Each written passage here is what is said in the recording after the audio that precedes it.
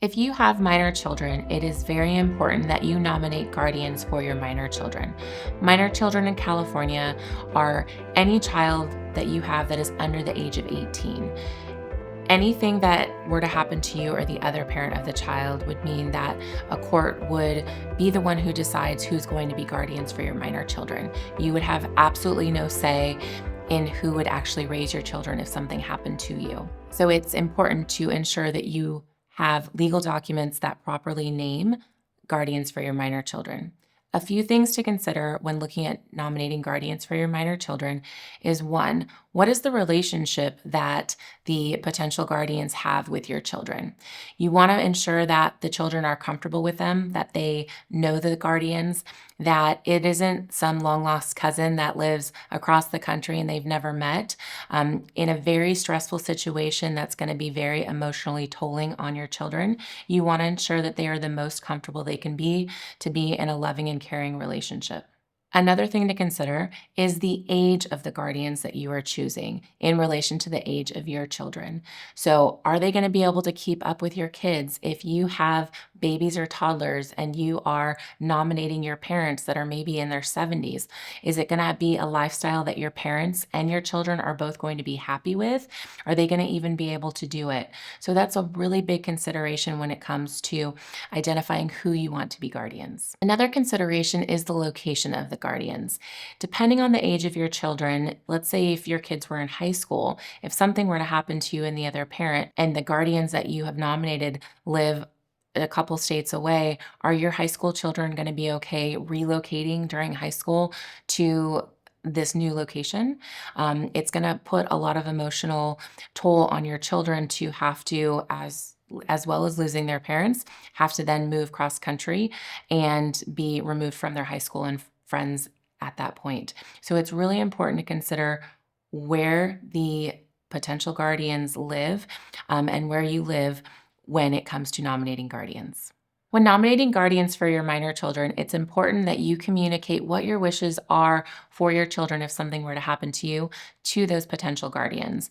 One way to do this is to be able to put together a notebook that has all of the things that you want, whether it's holiday traditions that you have with your kids and you want those to be continued, sporting events that you want them to go to, languages you want them to learn, places to travel to, family members you want them to stay involved with, schools you want them to attend, just activities that you want to have some say in their life. This is a really great way to be able to communicate that to your potential guardians. To ensure that your guardianship nomination remains valid and stays up to date, it's important that you review your plan every few years, especially because you have minor children. It may be even something that you want to look at annually, just to ensure that all of your children that you have are listed on your guardian nomination, that all of the guardians that you have listed there are ones that you would actually want to act in that role, because things do change over time.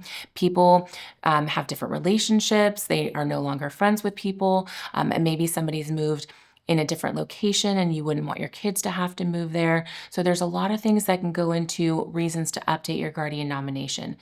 It is always important to make sure that you are checking with your attorney to ensure that that document is valid. So if you want to make any changes with it, do not just go and cross things out, write your initials in it, put different things on the document. You want to make sure that you do it correctly with an attorney to ensure that it is invalid if it has to go to court.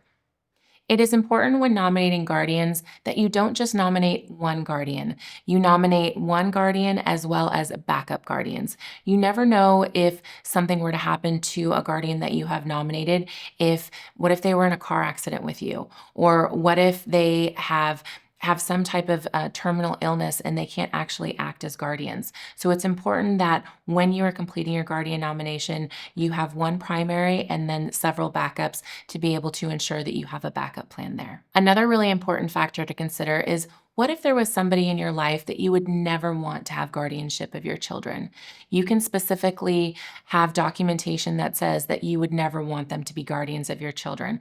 Write the reason for it and have this as a confidential exclusion. So only if this person were to ever try and petition the court for custody of your children, then it would come forward and the judge would know your wishes.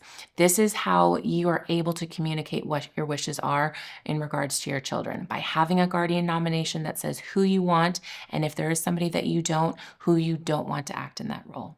If you have any questions and need help getting guardians nominated for your minor children, please give us a call here at Her Man's Law. We are happy to help you make sure that you have a plan in place to make sure that your kids are protected.